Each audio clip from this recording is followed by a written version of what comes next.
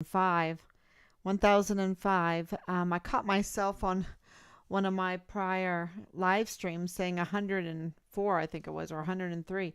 1005 days since Richard vanished from the barracks right there at Fort Bliss in El Paso, Texas, the Siamese sister city of Juarez, Mexico. And he didn't just vanish, something happened.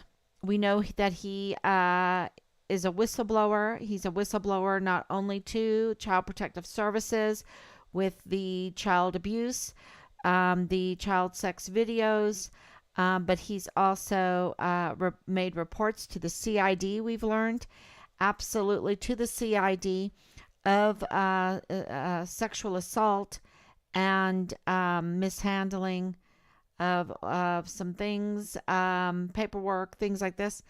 And now we're finding out that before we even knew that our son was missing, before we even called because nobody contacted us, um, that Richard had been brutally murdered, cut asunder, um,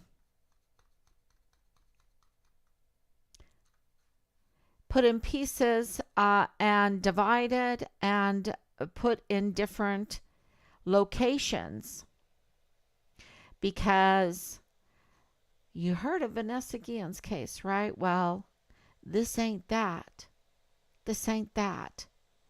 That's what they wanted you to believe, that this and Richard isn't Vanessa Guillen. Richard is Richard Halliday. And Richard's at Fort Bliss. He was at Fort Bliss. Vanessa Guillen was at Fort Hood. But I want to make something very, very clear. The bad leaderships, the bad leaders that created that mess at Fort Hood and the appalling investigation into Gregory Morales and Vanessa Guillen were the same leaders over Richard's case. I think that's a very important message. The leaders were not removed, suspended, or whatever, the 14 leaders, until December 2020. Until after, we were still there in December. When we were leaving, that's when we were, I guess just right before we left El Paso, that's when that happened. And let's look at that. I have it right here, and I can show you that display. This is from Wiki, and it says on December 8th. So we left after that. And McCarthy, who was the Defense Secretary of Defense, announced the results of the investigation. 14 U.S. commanders and other leaders at Fort Hood citing multiple leadership failures. These were the same leaders, okay, that was handling Richard's case. And I'm going to put that together for you so you understand that. The investigation found that there was a permissive environment of sexual assault and sexual harassment at Fort Hood. And I want to make sure everyone understands that was going on at Fort Bliss also. And I don't think it stopped. I don't think it has stopped. Okay, they have failed programs. And this failed leadership change is a failed program. Among those disciplined by McCarthy were Major General Scott L. Efland, Colonel Ralph Overland, and Command Sergeant Major Bradley Knapp. The Army suspended Major General Jeffrey Broadwater and Command Sergeant Major Thomas C. Kenney, pending the outcome of the new investigation onto the 1st Cavalry Division's command climate and program for preventing and responding to sexual harassment and assault. So these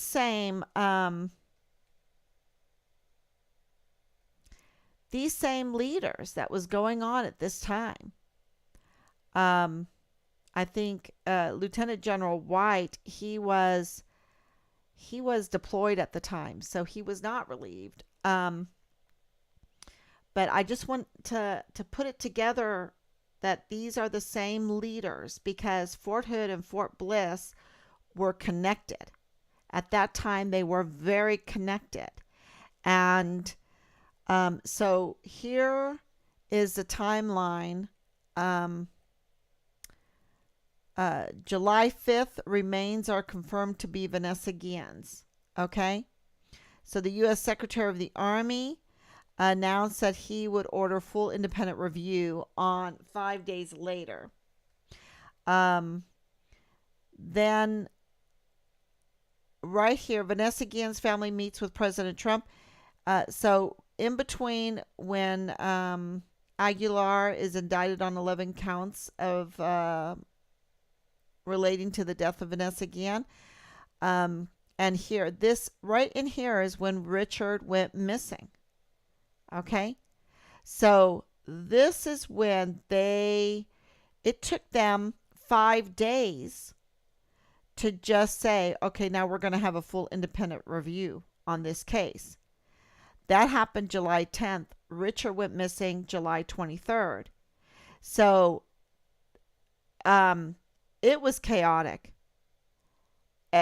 So many jobs they were shaking in their boots, and they were kicking cans, and they were kicking the trash can, and they were punching the walls, and they were trying to figure out a way that they could keep their job. And they were doing that, and all of a sudden they heard, oh, by the way, July 29th, we just found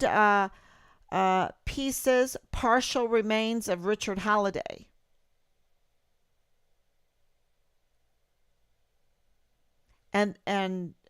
And then a few days later, we just found more partial remains of Richard Halliday.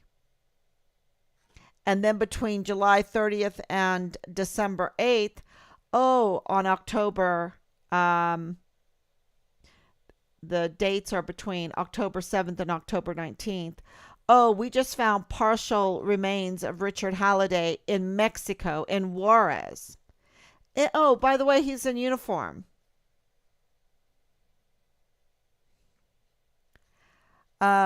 I think that they were really kicking. They were kicking the trash can, and punching the wall before partial remains of our son were being found. Now they were in cover-up mode. It was extreme cover-up mode. It was cold-blooded cover-up mode. We won't even contact the family. We will collect those partial remains, and we will keep them. We don't know where our son's remains are right now. We have 3 autopsy numbers. One of the El Paso County coroners, one of the military examiner's corridor, and then one of the Mexican coroner's office. We have those numbers. We have not, even in this meeting today that we had with Quantico, there was no denial of this information.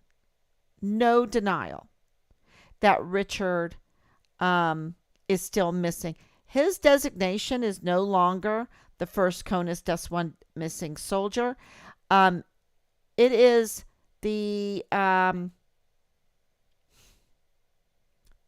betrayed and murdered soldier. We want his remains. I'm gonna try to figure out what his exact designation is, because they have not denied that Richard has been brutally murdered, and that they have collected his body parts from different locations, and that they have conducted autopsy reports, and they have DNA and also dental proof that those are Richard's remains. Um, they didn't deny it. And this happened, you can say, how can this happen? How can you happen? Well, it happened under the same leadership as Vanessa Guillen. And they were panicking. They knew their jobs were on the line. And they had to keep this hush hush. At the highest levels, y'all. At the highest levels. You cannot do something like this. Hide the remains, the partial remains of a brutally murdered, missing soldier, and conduct a staged investigation and put him in cold case. Yeah, he's cold, all right.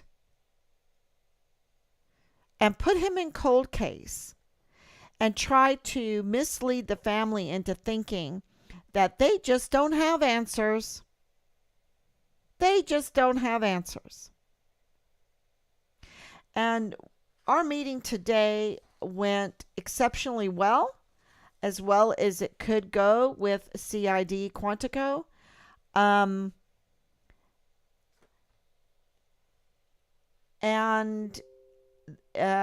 there is an investigation going forward. There is CID.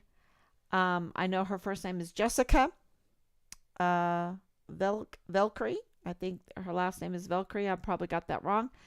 It's. Did I write it down? Did I write it down on my notes? I know that Rob did. Rob was leading the phone call today with CID Quantico, and why Richard's case is in Quantico, we don't know. That's a good question. But they said that during this meeting, it was a big shakeup of leadership, a big shakeup of how everything is organized and ran, and that this special agent, Jessica, will be going to El Paso. She will be going to El Paso, and she'll be conducting a full investigation there in El Paso. So that was good news. And I wrote some notes of what the CID will be looking at and what they'll be going forward to do in El Paso. Looking and working with the medical examiner there.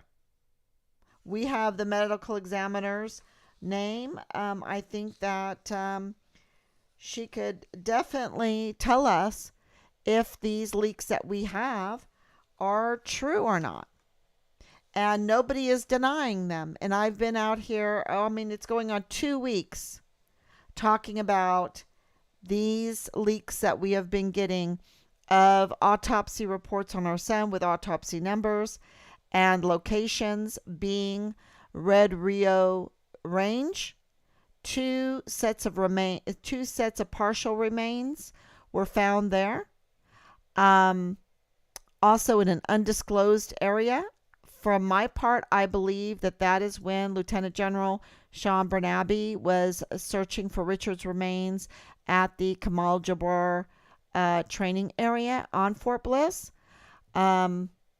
Because of the other reports that we have that are being leaked in that correspond with that, being in December of 2020 and October 7th through the 19th, remains being found there at kilometer 29, right outside of Ciudad Juarez, the city of Juarez, on that street going towards that OXXO where you turn, if you're at kilometer 29 and you go towards that OXXO and you turn right up there, you get to Santa Teresa Port of Entry. You can look at the map. If you have a special, that was during COVID, so if you were essential, where law enforcement was absolutely essential, they could go where they wanted to go. But to go over the border into Mexico, This is where the Church of Jesus Christ of Latter-day Saints play a very important role because they did have exemption. So if you were a Mormon, which is interesting, if you were a Mormon and if you were law enforcement, you had two exemptions. You could go over to Juarez with no problem to go to the Mormon temple over there. If you were law enforcement, then you also you could even arrest people, right? You could arrest people and even handcuff them, um, uh, and abduct them. Um, I'm just putting out information that they need to investigate because they've asked us to provide them with leads. They've asked us to be the investigators of our son's murder. And so here we are. And it was a very good day. And I'm looking forward to all that they will do when they get to El Paso. And also from their headquarters there at Quantico, they must have a large staff. They must have all kinds of top secret equipment that they can do a thorough investigation into our son's murder. The other thing that they can do is coordinate with the Army Casualty and Mortuary Affairs operations and get information from that. This will help get a death certificate, get our son's remains to us quicker, okay? They can also investigate the circumstances surrounding Halliday's murder. They can conduct additional interviews. It's been 15 months and they still have not interviewed a solid interview with the officer of the court that put in a CID and FBI complaint about the misgoings in the CID and leaking to Leilani Hart, Tavita Nusa Leilani Hart. That still hasn't been investigated. They have done nothing in 15 months in Richard's case. And we have given them all kinds of leads. So I don't know why they're so slow. I don't know why that they are not acting on the leads that we're giving them to investigate. And but I think things have changed today. It's a very positive. I hope it is. Let's all watch them because we're told that they will go to El Paso, that they will look at physical evidence, that they will do DNA checks, that they will do the phone, the metadata, the tower dumps. They will look at all of that information. They will collaborate with other agencies to do this. Now, we have a very hard time with the CID office there at Fort Bliss because they have such conflicts of interest. First Sergeant Jay Pollan, very good friend at the time, very good friend, that was a CID agent right there at Fort Bliss. And also Leilani Hart, the mother of XO, First Lieutenant Dallas Hart and I will maintain this because of the witnesses that I have. Okay?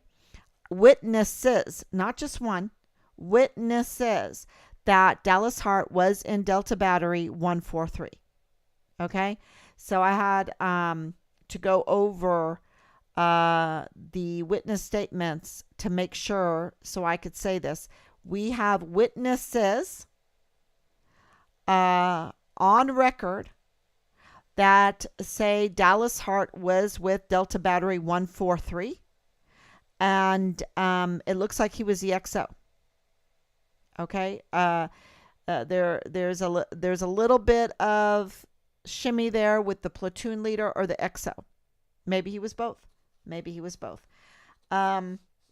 So that is something that they can look at. They could deny that that's the truth. They could prove. They could help Dallas Hart out by backing him up with some legitimate paperwork, reports. But right now, with our witnesses, not witnesses, I will maintain that he was absolutely part of Delta Battery 143. And that makes it very, you see the conflict of interest in the CID.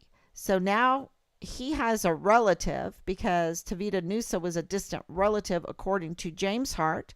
James Hart told me that Tavita Nusa was a cousin, okay, and of Leilani Hart. But Leilani Hart also had a very close relationship with him that was intimate, and she was bragging to others. We have an El Paso police report that she was bragging, and they were concerned, so they had to put a police report that she was running the CID office there at Fort Bliss. Now, we have a report that Soto is still there, and we have we just need an outside agency. We need to get rid of this conflict of interest. We've been fighting that conflict of interest since 2020. We went into that big meeting with the 15 plus agencies with Lieutenant two-star generals. Now they've been rewarded with 3 stars each. I think they should be removed from those uniforms and give us back our beautiful uniforms with our stars, because they were both there, Lieutenant General Sean Bernabe and Lieutenant General Donna Martin, and they were out of uniform at this very, very important meeting with a fraud, waste, and abuse, because they spent a lot of money and they staged the task force find Richard Halliday, okay? And they never told us that our son was a whistleblower, that he was illegally exposed by Tavita Nusa. Okay, now who is Tavita Nusa? We have been leaked, and they need to confirm this too, that Tavita Nusa, the special agent that lost his badge, Tavita Nusa was also the special agent in charge of Richard's CID complaint about his unit. So he was supposed to protect Richard as a whistleblower. And instead, he illegally exposed Richard, putting a target on his back so that he could be continuously and severely retaliated against.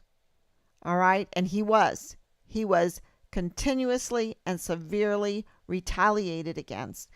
And everyone that has watched these live streams absolutely knows the absolute they wanted to smoke Richard. They wanted to smoke him. They wanted to chew him up. And that wasn't enough for them. They had to silence him, and that's why they ended up murdering him and dismembering him so that no one could find his remains. But the desert keeps things, preserves things, and his remains were found. It's not like the Leon River bank. It's the desert. And so his remains, and it's caliche, so you can't really dig deep, so his remains were discovered, and it has not been denied. It has not been denied in several locations. And so what can this CID do? They can do a lot right now, because they can expose this cover-up. They can expose where Richard's remains are being held. They can expose who murdered Richard, because, we have reports that the murderer's DNA was found. We have reports that it was tampered with. We have reports that there was help in dismembering his body and dividing his body and putting his remains in different areas. So the CID there at Quantico, when they go to El Paso and um, do their high tech investigation, they can look at all kinds of technology to backtrack. This is not too late. We're in 2023. It is not too late. Canines can smell things for 15 years. And we're talking about the desert, and we're talking about technology with the phone, with other means of metadata that they can collect. I've collected tons and tons and tons of screenshots and metadata in our investigative duty that they commissioned us to do for the love of our son. And I will be, I've been giving that out, and I'll give even more out. So they will. I think another thing that they need to do is they need to recall all of the retirees. General Garrett needs to be recalled out of retirement. First Lieutenant Jay Paulin out of retirement. Command Sergeant Major Jakovitz needs to be recalled out of retirement. All of these First Lieutenant Dallas Hart out of retirement. They need to be brought back in. All the soldiers that were not flagged, that were part of the unit, they need to all be returned to Fort Bliss. This all can happen. They need to be returned to Fort Bliss, and they need to be available for interviews by the CID Quantico. No more games. No more hiding. No more dishonoring our country. No more dishonoring our service members. No more dishonoring families. Families of our service members. No more dishonoring the remains of our service members and our country. And Veronica Escobar, Cover Up Veronica, she can absolutely get behind this. Bring back everyone out of retirement. The Army can do it. And all the unit members that were in Richard's unit, they can bring back to Fort Bliss. No more games. And they need to do this right. And then they need to give us the remains of our son.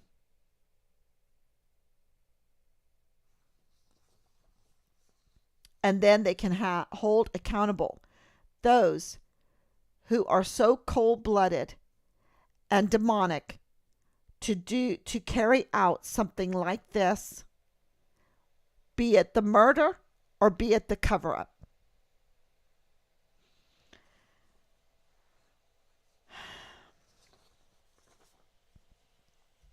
That's really the main thing that I wanted to say.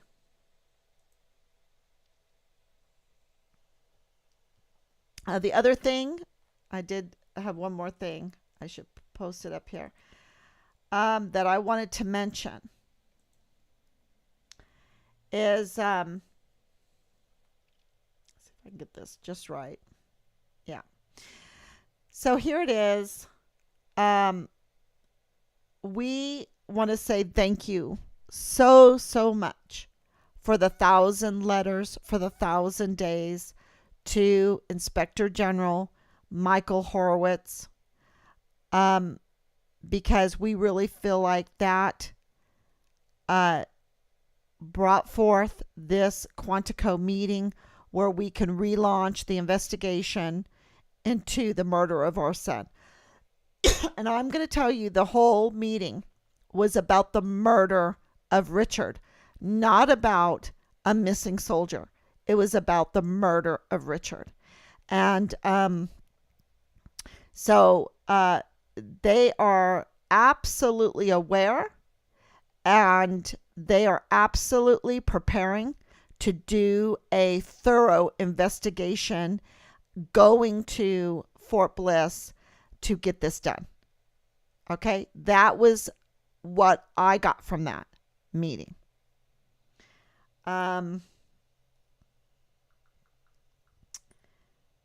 I and then so because we had success with the 1,000 letters for 1,000 days, we're launching a new campaign, and the new campaign is the media. They need to lose their tax exempt status if they are biased and political, because under the IRS rules for tax exempt status, a news media cannot be biased and political. They need to cover all the big stories. That's why we give them special treatment and privilege, so that, because it's okay to be biased, right? It's okay to be biased, but not have special privileges, and on Americans' dime, when we want unbiased news. We want some sources that are unbiased. And so if you're tax exempt status, you are supposed to be the ones that we go to that cover all the stories. And I will tell you right now that my experience in the last few months, a few months ago with El Paso Matters, when it came to my attention that Leilani Hart was accusing an officer of the court of murder, of attempted murder. Okay? Attempted murder. I think that would be the best way to describe this. And they were making her very legitimate. And they were like, did you know that Leilani Hart's in the news? And I'm like, oh, let me go check that out. And I checked it out, and I downloaded that story, and we dissected that story. Of course we did. This is a main suspect in the murder of our son. Of course we did. Okay? So we I'm sorry. It's just, these people are demonic and cold-blooded, just cold-blooded. So we dissected it, and it was such a weak story.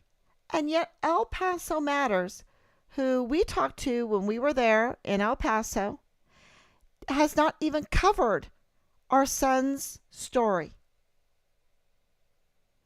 And I put a complaint in saying, your weak story is hurting the investigation into our missing soldier son. Because at that time, we didn't have, even though I have been suspecting that he was murdered. Of course. But I put in a complaint with the journalist. Well, Miss Corcherga is the one that she's has more rank in El Paso Matters and KTEP, and she called me, and we talked, and her concern was political. And it was insulting. And it was, she disrespected us. I mentioned that I was on TikTok trying to get out the information for my son. And she goes, well, I don't go on TikTok. And I'm like, you don't have a missing son. And where are you? Are you willing to get my son's name out there? Get this story out there? Where was she? That's what comes to my mind. In these last weeks thinking about this phone call. I wouldn't have to go onto TikTok if Miss Corcherga was, El Paso Matters was covering my son's story. So, and absolutely in this discussion, there was political motive behind the phone call. The phone call was not to cover Richard's story. It was not to apologize for legitimizing the main suspect in the murder of our son. It was a political reason. And it had nothing to do with Richard. And I thought that was appalling. And I think that so many of us agree that our media has lost its way. If they're biased, fine. We understand that. But they've gotten out of hand, and they have become more political attack dogs than anything.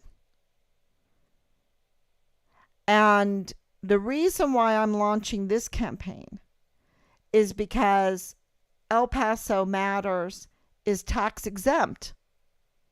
They're not supposed to be biased. They're supposed to cover our son's story. This is an El Paso story. And even the 1,000 days she did not call me back. They did not cover Richard's story. Amongst many other newspapers or news organizations. And I think that is absolutely despicable. So when it comes to El Paso Matters and our dealings with them, we are launching this campaign to ask people to contact the IRS. We give you the email address. We give you El Paso Matters tax exempt number, and for an example letter, I wrote it down. I am writing this complaint against El Paso Matters for violations against their tax exempt status. They have intentionally participated in politics by choosing not to publish a major story in El Paso. Despite a request, they covered the story. The story of the disappearance and murder of Fort Bliss soldier Richard Halliday, who has been missing for over 1,000 days. The mother of the missing soldier spoke to a member of El Paso Matters, and that reporter disrespected her and expressed the story was not in line with their interest. They also showed politics. They published a story that was filled with lies and politically legitimized one of the prime suspects in Richard Halliday's case. They interfered with the investigation. The failure to follow up on a story is a clear demonstration that they are not a nonprofit organization, but rather a political attack dog. Give us Richard's remains. So that is, you can, I have it. This is the photograph, the image, but I posted it up on Find Richard Halliday for you to cut and paste. And that I hope that I know there's so many of us that are so absolutely disappointed in our news media. They have abandoned us. They have misled us. They have put psyops on us and hypnotized us. And we're worse off for them. And we should be better off for them because they are our oversight. They are our eyes and ears. And they've betrayed us. And so we've been betrayed by so many. Normally, you hear me say that our 44 four-star generals and admirals are serving foreign and domestic enemies instead of defending the Constitution, the land, and the people, which is true. And when you look at this case and you think of your son volunteering for the military and being so excited, look how beautiful he is. Being so excited and being the distinguished honor graduate for basic training and advanced individual training for his cycle. And then to get to his leadership, his post, Delta Battery 143, only to find out that there's some kind of sex cult, perverts, misusing items and forging things and messing with children. You just can't even imagine. And they would want to protect their crimes so much that they would retaliate against Richard, not only retaliate, but expose Richard, target Richard, retaliate against him, haze him, bully him, waterboard him. As his godmother says, they waterboarded him.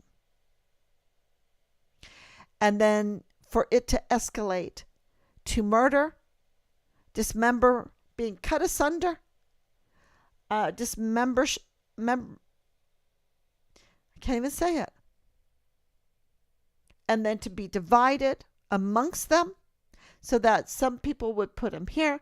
You're going to go that direction. You can dump his body here, pieces here. You can dump his pieces here. Now, what kind of demonic force has our military become that they would cover up such a crime? They were trying to do it with Vanessa. They found the remains. They were kicking the garbage can and putting their fists through the walls, I'm sure. And when they found out that Richard was murdered and dismembered, and he was a whistleblower, and he was exposed, and then some of his remains and fragments were put into Mexico, and he was in uniform, and there was other things found. These are the reports that we're getting that lead us to believe that somehow he was arrested. Is that how they abducted him?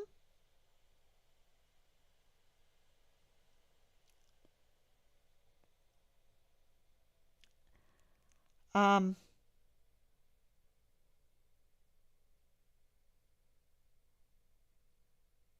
there's DNA, y'all. And El Paso Matters doesn't want to cover this story. El Paso Matters doesn't care about our service members. El Paso Matters doesn't care about our national protection, our national defense. El Paso Matters doesn't care about these violent crimes against our young volunteer sons and daughters. It's not of their interest to cover, and they get tax-exempt status. We need oversight, y'all. Representative Veronica Escobar is not giving us oversight. She's too busy swearing oaths to swearing to oaths that she totally breaks, or getting others to swear oaths to what they break. And I don't know if they know the implication of that in God's sight. because God doesn't take oath breaking lightly.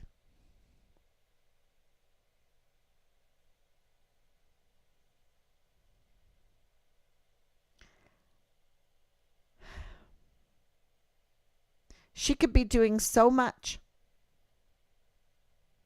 and she has betrayed this country. And I believe by not acting, it's treasonous, because this is a national threat. When our volunteer sons and daughters can have this kind of level of crime committed against them, and the cover up, and then the crime against the family during the cover up. Don't forget about the asymmetric warfare tactics.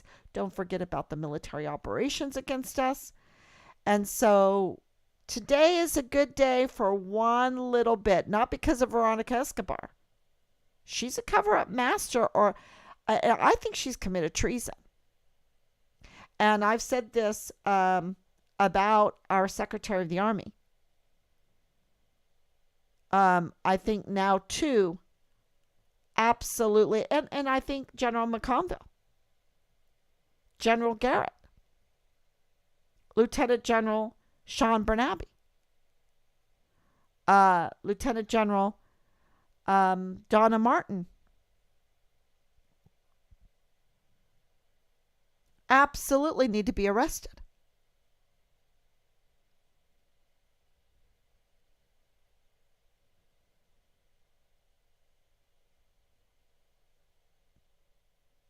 There's not a doubt for me that they have lied and weaponized themselves against an active duty soldier unlawfully, and against his family unlawfully. And then made us the investigators. Bring us leads. I will take questions now.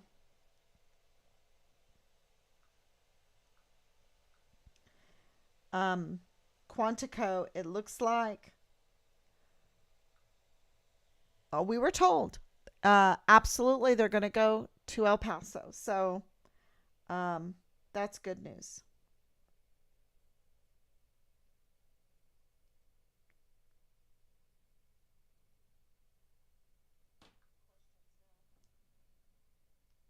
Jerry, thank you so much.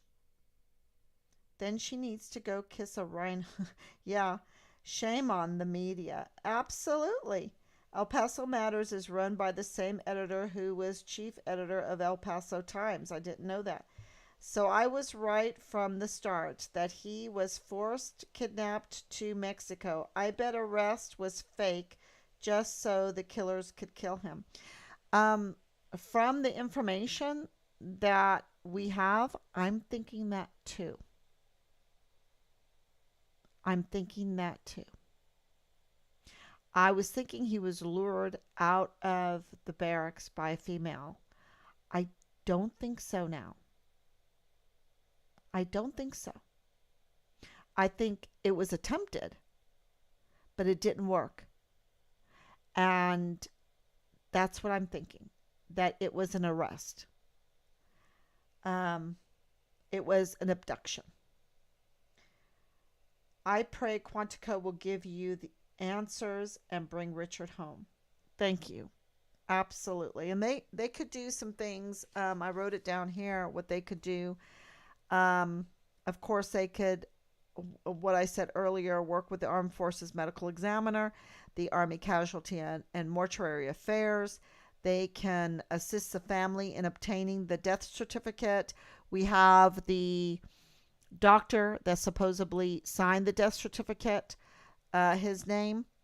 And I'm trying to get a hold of him. Okay, I am. We are trying to do that. It's so crazy. We don't have a big staff.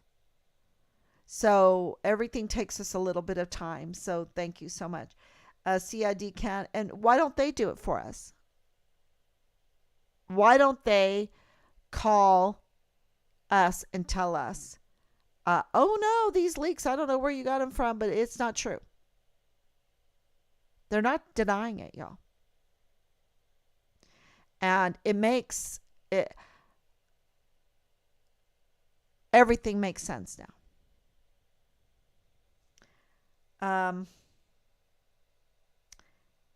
The CID can investigate the circumstances. They can hold responsible, and they can work with um, the main the the main decision makers. I think the legal people to give us back, his remains, to give us Richard's remains. So that's where we're all at right now. Is we want Richard's remains. That is what we absolutely, the whole conversation today was to get Richard's remains, that Richard was murdered. And that needs to be investigated. It needs to be investigated thoroughly. Nothing's been done for 15 months.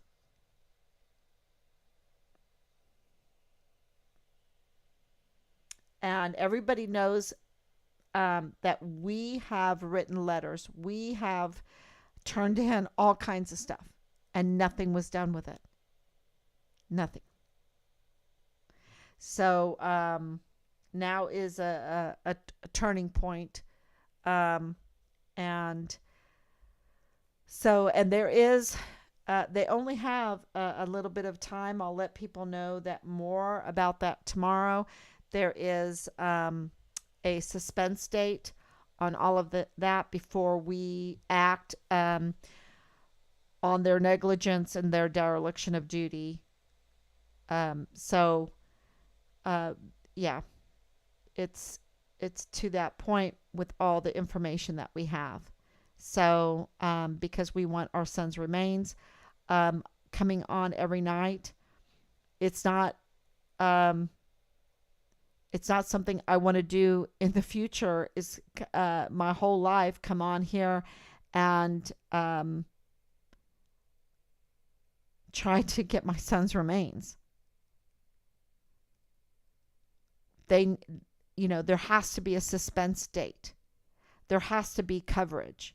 There has to be action coming out of Representative Cover-Up Veronica's office. There has to be action coming. If she's not going to do it, then we need to reelect someone else that will. We need to get action coming out of the DA's office there, especially our protection, since we have been threatened and bullied and put through hell. And not a peep from the DA that is there now, Bill Hicks. I thought he cared about victims. So we need to get someone that does care. And Jaime Esparza, who was just for the second time, took an oath that he absolutely means to break or breaks. Where is he? Where is he? And so many other of the Attorney USA. So in that, we addressed that too in the meeting today. And we should be getting the name of the Attorney USA that the CID Quantico is going to use to write up these subpoenas in the very, very quickly, the investigation going forward. So, yeah, so that was huge news again today. Huge.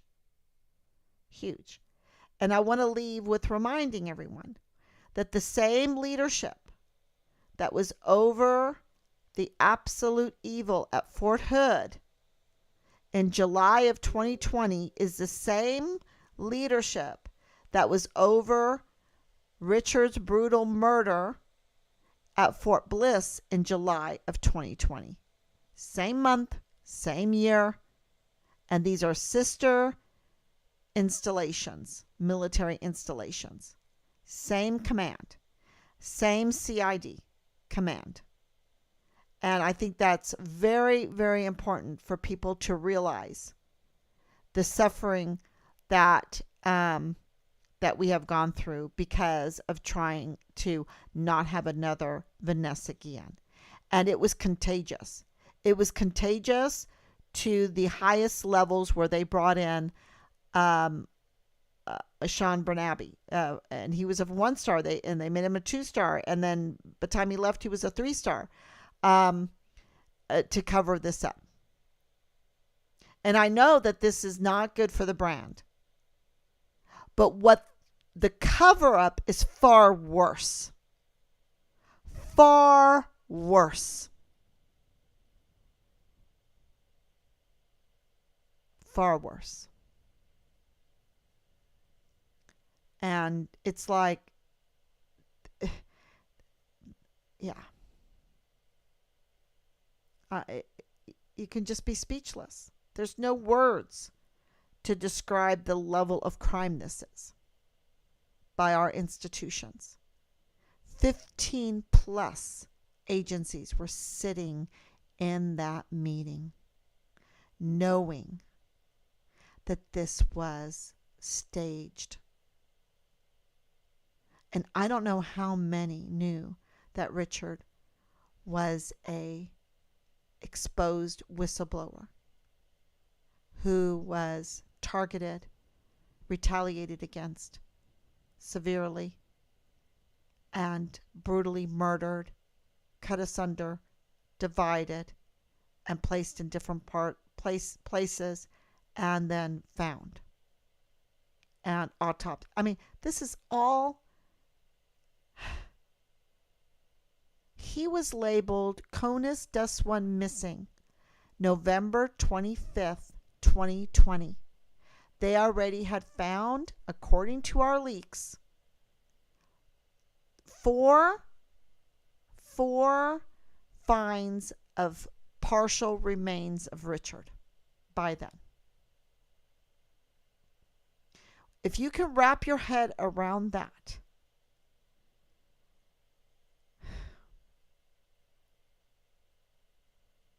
that's the level of evil. That's the level of cover-up. So, if they come back and they deny or whatever they find or whatever, I'll be the first ones to tell you. As of right now, there's been no denial. So our new hashtag is Give Us Richard's Remains. Hashtag Give Us Richard's Remains.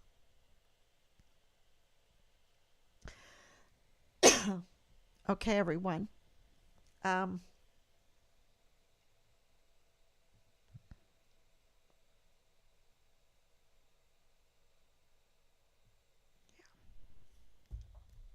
Thank you, everyone. God bless you. God bless you, Kat. God bless you, Grace. Grace, I put up the coins. Thank you so much. Danielle, thank you. God bless you. James, thank you so much. God bless you, too. And Jerry also. See if I find anyone else on here. Thank you. Thank you so much, everybody. Your instincts were so correct from the beginning, starting with the first meeting. Yep. Shame on the media. Yep. Well, it was really easy because they were just claiming things about Richard that were so outrageous and so absurd. It didn't make sense.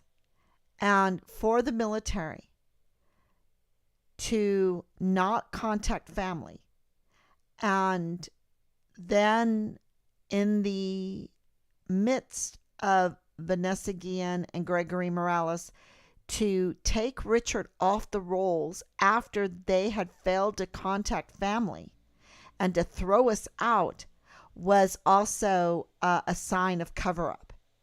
Okay? Pontius Pilate, let me wash my hands of this, right? But they had blood on their hands. Okay? They were far worse than Pontius Pilate. And we were thinking, what's going on here?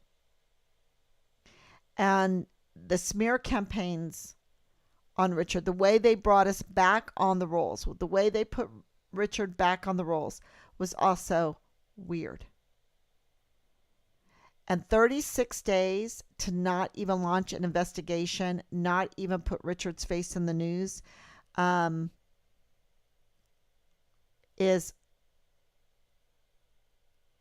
tells you a lot, especially if you're military.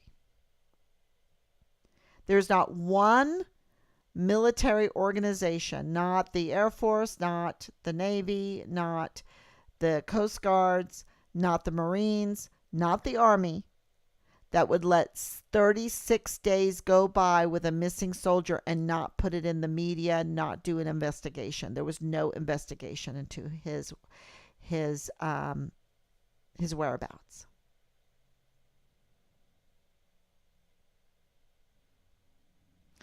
I think that is very telling. So there are, the lists that I brought to the meeting, but I didn't talk about them.